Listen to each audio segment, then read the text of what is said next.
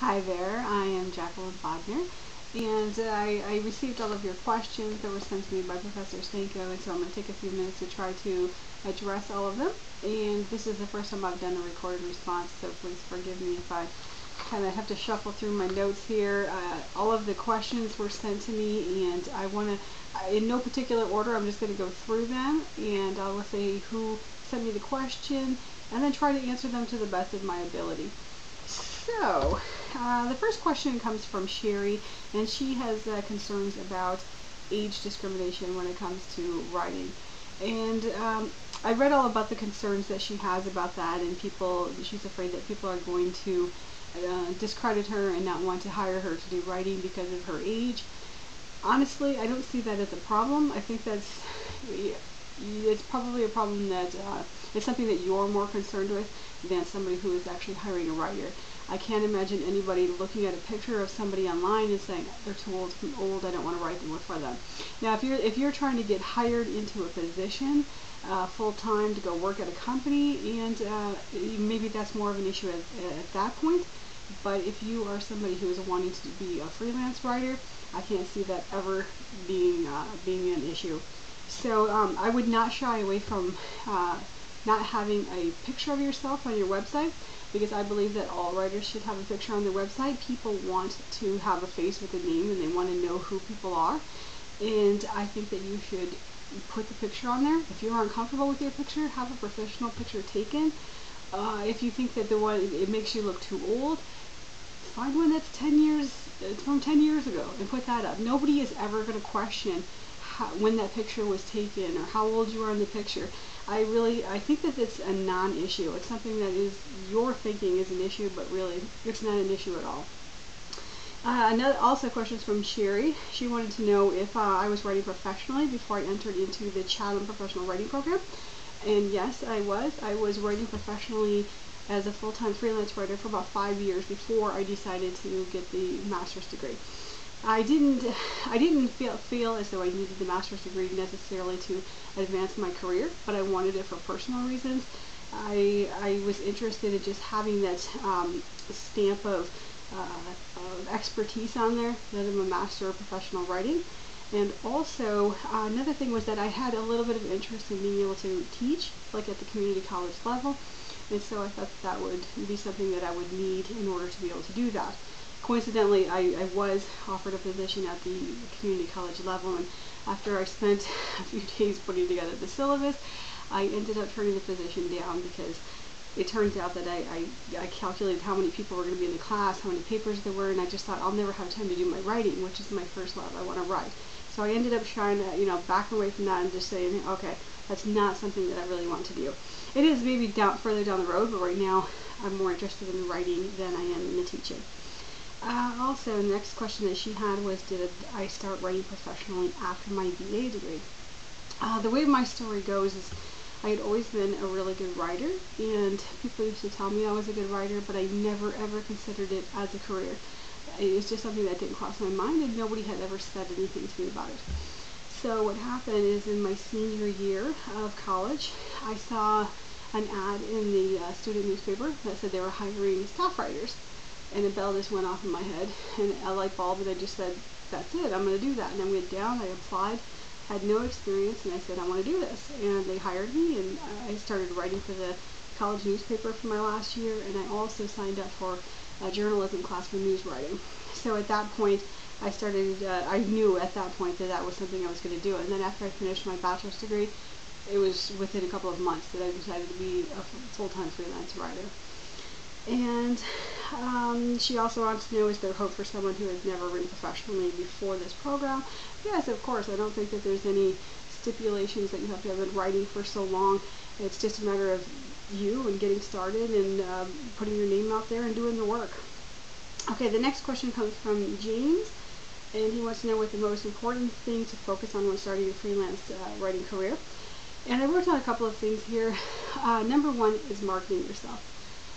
You could be a wonderful writer and not get very much work, or you could be a so-so writer and get a lot of work, because a lot of it comes down to marketing. You have to know how to market yourself, and so if you haven't done any type of marketing, maybe pick up a marketing book and learn some ins and outs about marketing and what you can do to promote yourself, because it's really all about getting your name out there so that you get some work. Number 2 is having a positive attitude. I can't tell you how many writers I come across that their attitude is what kills it for them. They have all these negative thoughts, and I'm not going to do it, there's too much competition, and they talk themselves right out of a writing career. And so I'm big on maintaining a positive attitude, which I'll get into more of that at the end, because I have a couple of books here I was going to show you that are my favorite books. But maintaining a positive attitude is big. And then also working hard to just to get your name out there. It's all about the work. The effort that you put into it is going to be representative of what you get out of it. If you put in a lot of effort, you're going to get a lot out. So I come across a lot of people who want to know about writer's block. Writer's block, what do I do? I don't believe in writer's block. I believe there is sitting your butt in the chair and getting work done, and then there are excuses for not getting the work done. And if you have filled with excuses for not getting the work done, you're not going to make much money. But if you are dedicated and you get your work done, you're gonna have a good career.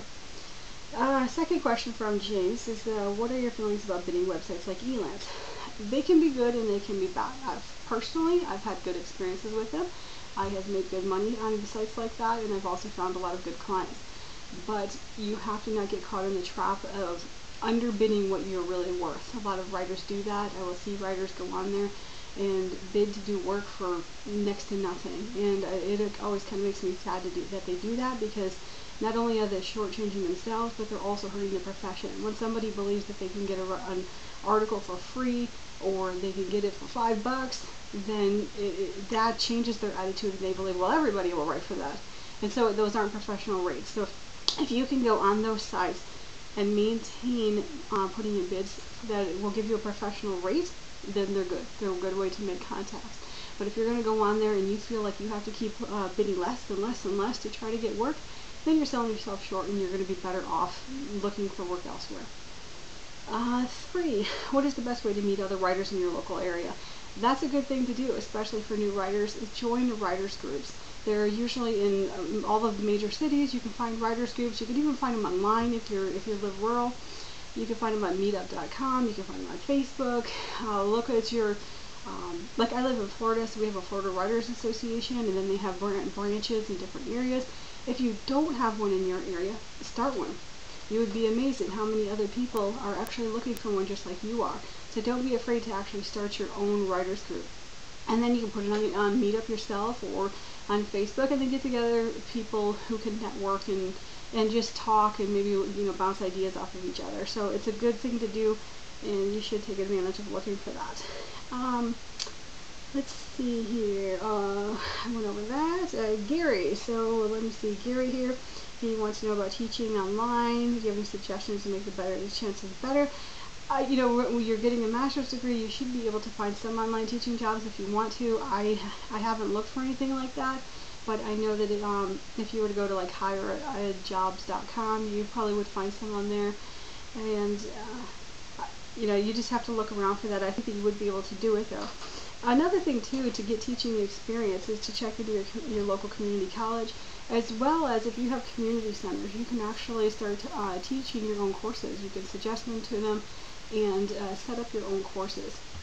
So you'll set a rate, and you'll have people come for 6, 8 weeks, whatever, and you'll work with them. But that'll give you at least some teaching experience. And most community centers are willing to work with people who will offer classes like that. Let's see here. Another question that he had was how to get noticed and breaking the freelance marketing. And will pounding the pavement, he says, will pounding the pavement be something that I have to do? Again, going back to the best thing to do is learn how to market yourself, which you can do this by, one of the most effective ways is having a good website online.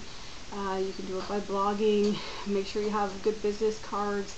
You could even have postcards, and you give them to people that you know. Send them every time you send an invoice. Like if you write for magazines, send in a card.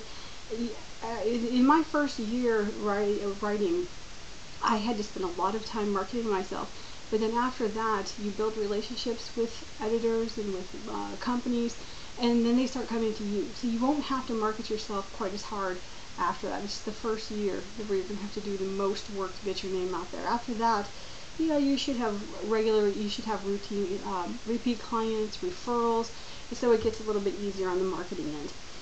And let's see here. Oh, I've never pounded the pavement. That's not something that I would do. Some people do it, and I know I've read about other writers doing it in books and stuff, but that's not me. I wouldn't do it. I'm somebody who would do things more so through email. I don't even like to take phone calls, really. I do sometimes take them because some of my clients want them, but if I can avoid phone calls, I'm going to avoid them. Because the reason being is, one, I'm a writer and I prefer to write, and number two, I find that they're time wasters. If somebody wants me to write something, they can send me the instructions, I got it, I can get going, but on the phone, they always want to sit and talk and talk and talk. Next thing you know, half an hour's drawn out. Well, time is money, and that is time that I'm not being paid for, unless I'm going to, make my rates reflect phone calls, but most likely I didn't to begin with. So for me, I pretty much do everything right from my computer. Okay, then Heather. Heather wants to know, she has a lot of questions here. Well, let me see what I can answer. I have a lot of remote opportunities for freelancing, and how does someone find work that is in their area. I can tell you that if you are going to be a freelance writer, it doesn't matter where you live.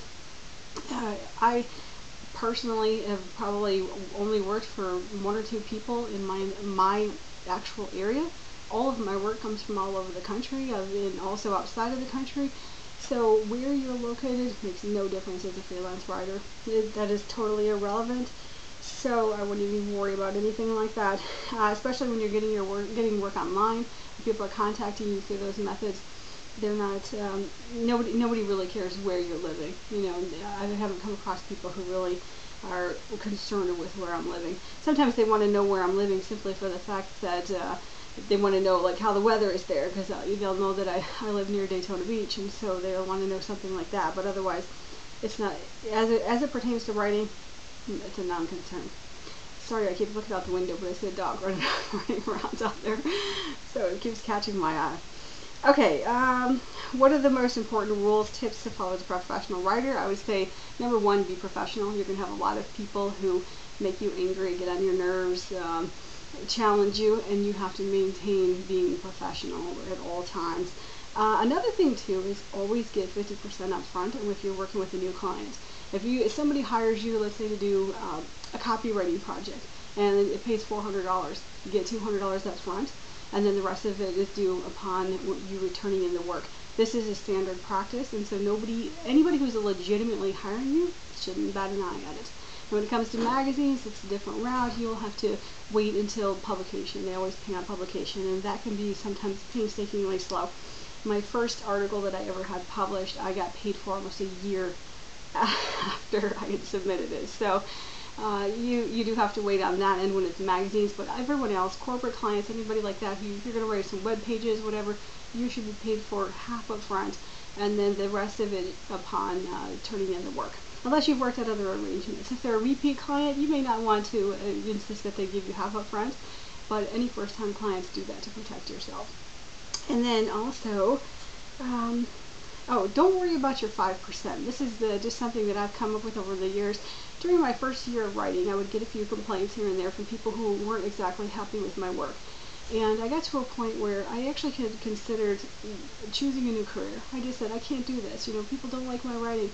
And I decided one day to sit down, and I keep a log of every project I ever do. I decided to sit down and read over what it is, all of my projects, and find out how many people were not happy with my work. Well, after adding everything all up, I came up with it was 5%.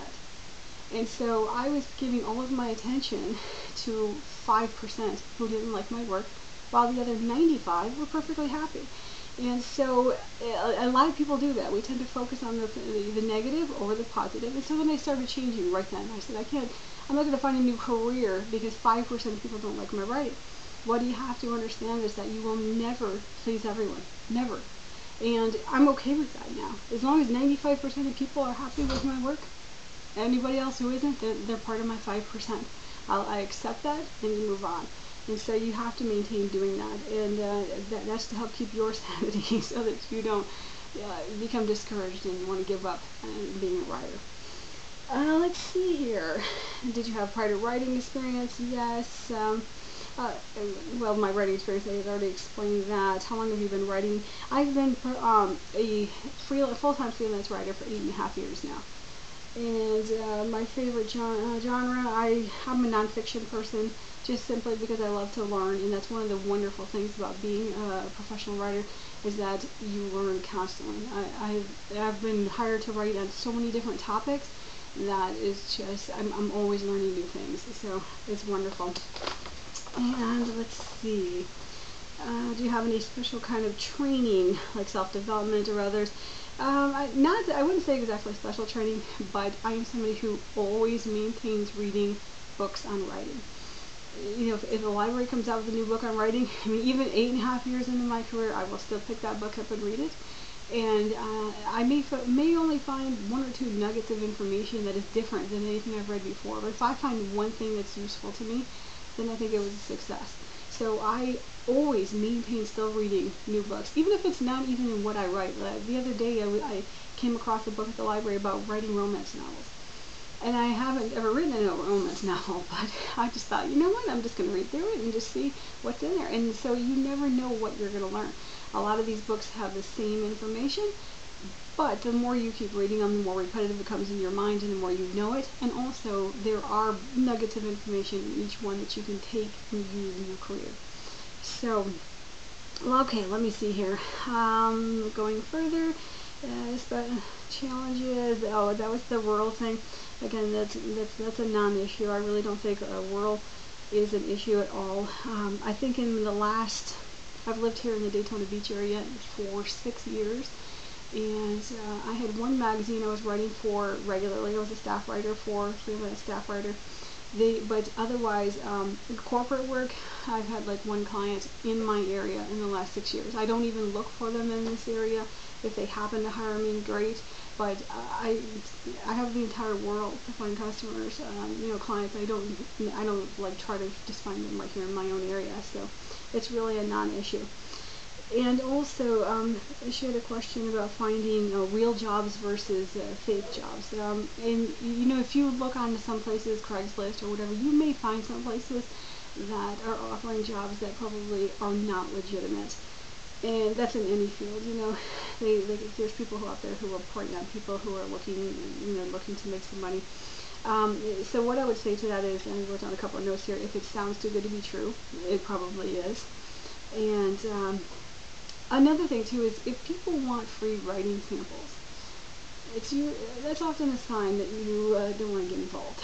Now, if it's a legitimate big company that you know, and they want you to actually do a writing sample for them, okay, maybe you want to go ahead and do that. But otherwise, if you get an email from a customer that says, oh, you know what, here's some instructions, go ahead and give me go ahead and give me a writing sample so I can check your work. You're probably going to do some work for them that you're not ever going to get paid for, and they're going to go ahead and use. And they're probably doing that to 50 other writers too. So my policy is that I generally do not do free writing samples. Now, if they want to do a writing sample that I paid for, that's fine. But I have an online portfolio that shows a wealth of my writing styles and abilities, and so I point them to that. If they're wanting to see how I write, look at my portfolio.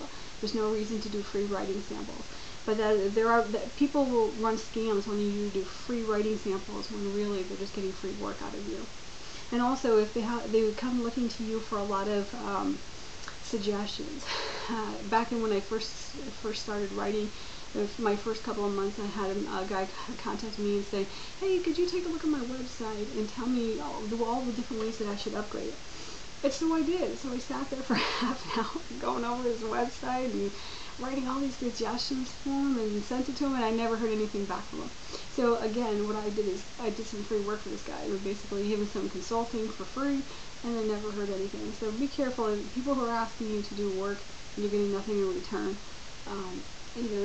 you're a professional writer and you don't want to do work and not get anything in return, because you can't pay your bills when you're not getting anything in return. And you probably got into doing this so that you can actually make a living too, doing something that you like. Okay, and then also if your gut instinct sends you a message that it's not a good thing to get into. There's been a couple of times where I've been hired by people and I just felt like, I don't know, this person seems kind of shady, I don't know about this. And then I went forward doing stuff. But if you have a gut instinct that says, it starts giving you a red flag, then listen to it. Because there's probably a reason why you're getting that red flag. And you may need to run the other way. Let's see here. Liz, her concern fits in with lack of experience and the lack of portfolio and lack of software experience.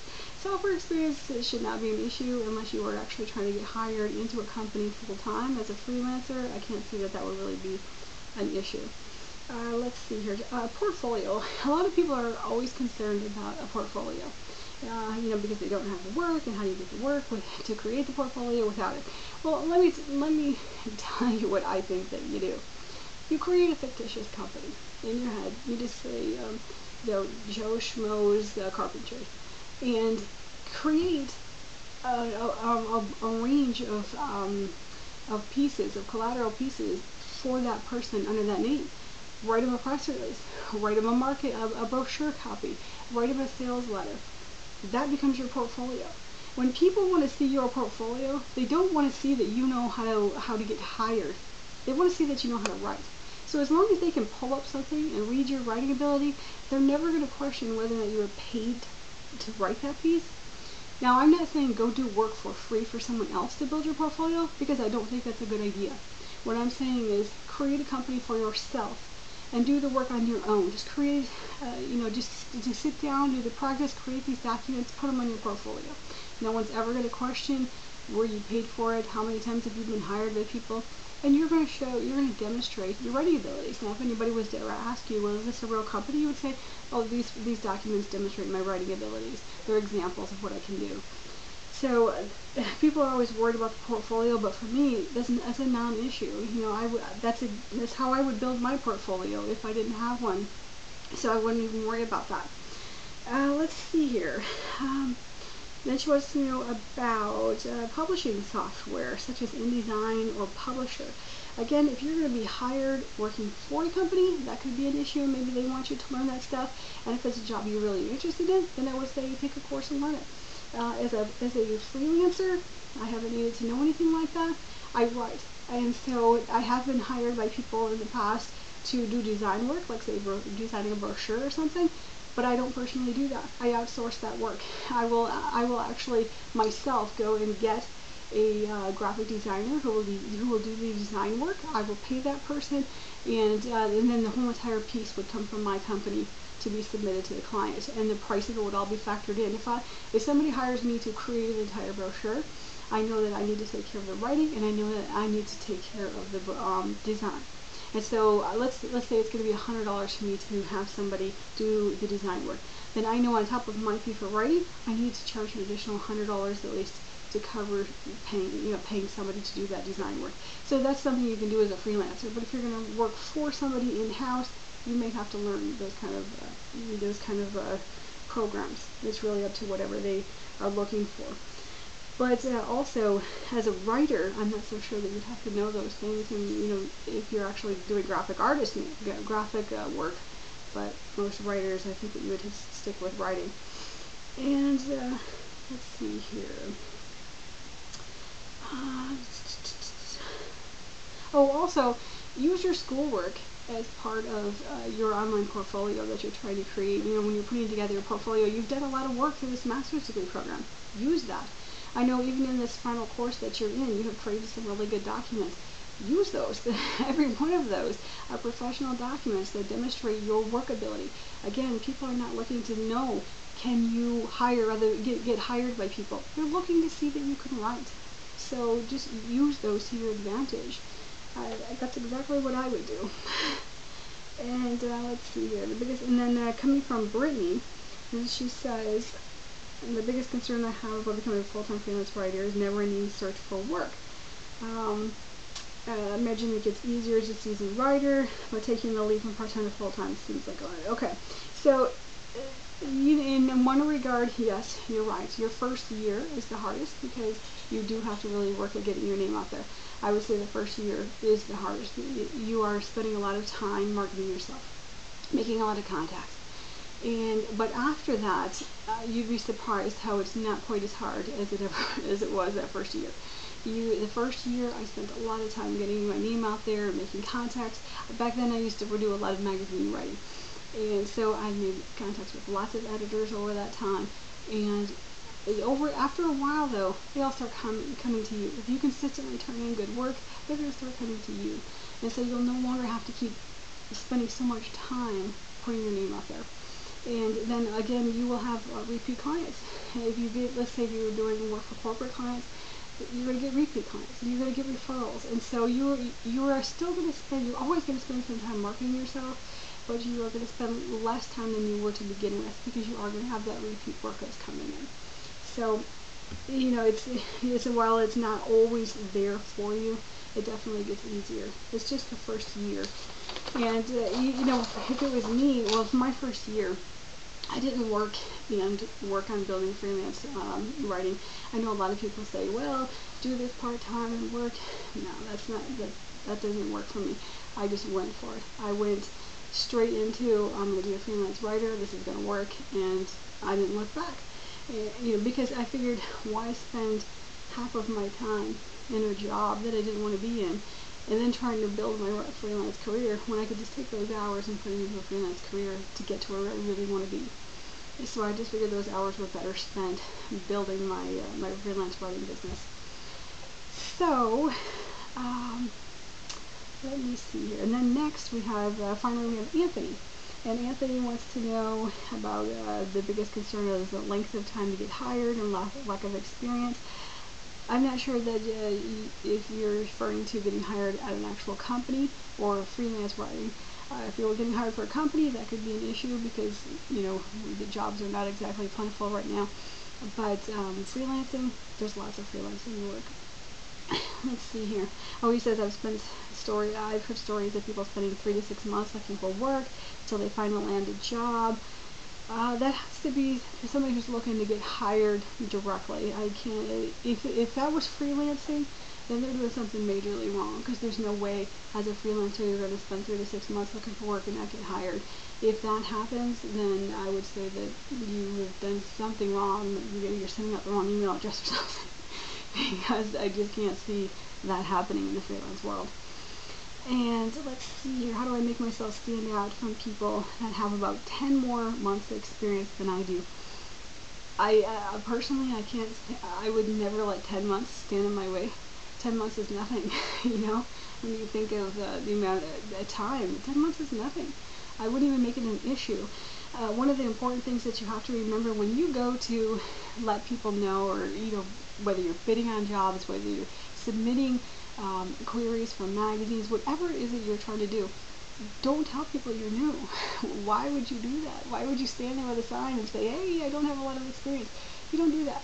You present yourself as a professional and you say, this is what I've done, this is what I can do, I have a master's degree, would you like to hire me? And you are not going to offer the information that you don't have all that experience. So I wouldn't do that. I would never offer that information to people.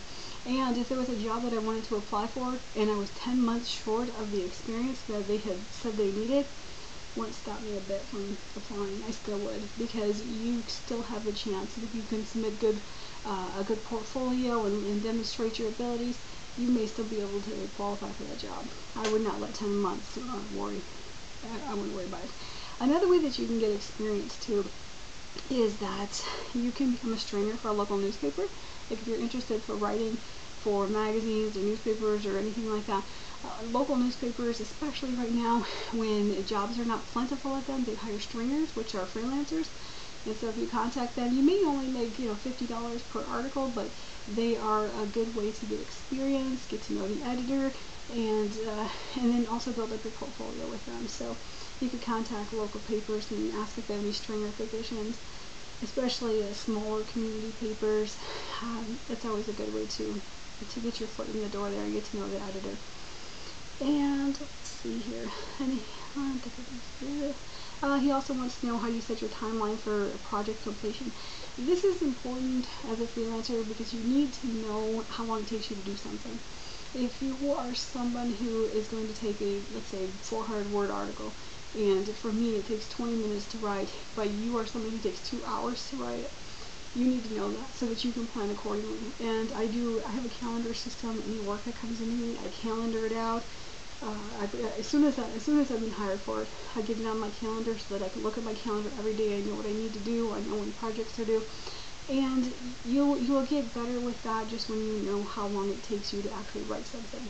So once you get to know, it takes you how long to write a press release or write an article, you will be able to gauge how much time you need for everything, which also should be how you gauge your rates.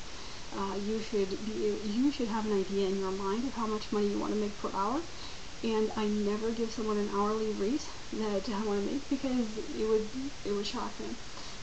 Because personally, I want to make at least $75 per hour when I sit down to work. But if you tell someone I want $75 an hour, a lot of times they're going to be like, wow, because maybe they don't even make $75 an hour. So I don't tell people that, but I know how long it takes me to do a project, and so I gauge it accordingly. If I know that a project is going to take me an hour, then I say, oh, this project will be $75. Because you need to figure that out. You need to figure out your rates versus how long things take so that you can calculate that and come up with a rate. And but that is better than giving someone an hourly rate. I always try to avoid giving someone an hourly rate because it's just it doesn't go over as well. It's just shocking to them. So I know how much I'm making hourly, but they don't. And they just know per project. I always give a per project fee. When it comes to magazines, you don't really have that ability too much to say how much you want to make. Usually you're offered a rate and you can take it or not or try to negotiate. But it's not quite as flexible as when you are doing like work for businesses. And you'll have more leeway in being able to set rates for your projects. Let's see here. What's the most memorable project that you've worked on? I would say that it's the book that I wrote. I have coming out in June, and it's called Starting Your Career as a Professional Blogger. That was definitely memorable because I've ghostwritten a couple of books in the last year, but this one actually will have my name on it. So I was excited about that because I've found a book to do that is beyond the ghost writing. So I do a lot of ghost writing, and I'm okay with that because it pays the bills. And I'm somebody who will pretty much write anything as long as you're willing to pay the rate. But I like the fact that my name will actually go on this one. So that's definitely one of the most memorable. Another one is the first article I ever sold. Just sitting down and selling that first article, that one definitely sticks in my mind. And then another one is an article that I won an award for. It's an environmental article that I wrote for a parenting magazine, and it had won an award. And here. Okay, yeah, that was the end of the questions, but then I just took a couple of notes here. One, I wanted to say the main things that I have seen which hurt people in becoming successful freelance writers, and number one is their attitude, and not having a positive attitude, maintaining a positive attitude. Two is lack of marketing, not putting their name out there, not knowing how to get their name out there. And three is not charging enough. If you're going to charge somebody $5 to write an article, then you can't complain at the end of the month when you can't pay your bills. You have to charge a professional rate because you are a professional, and so that way you can actually make a living. There's people say, oh, the starving artist, well, that's only if you're choosing to be that way, because there is plenty of work out there and you just have to maintain a positive attitude and go out there and get it. Okay, so, and then I had just a couple of books I wanted to show you that are my favorites, and then I think that I have gotten a lot of good information out of that have helped me. And then the first one, I know you guys have probably read this for the class, which is a great book. This is a good one to keep around, refer back to it, read it a second time.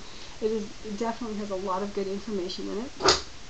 If you plan on doing any writing for magazines, or if you plan on doing press releases, companies, all the time need press releases written, professional ones.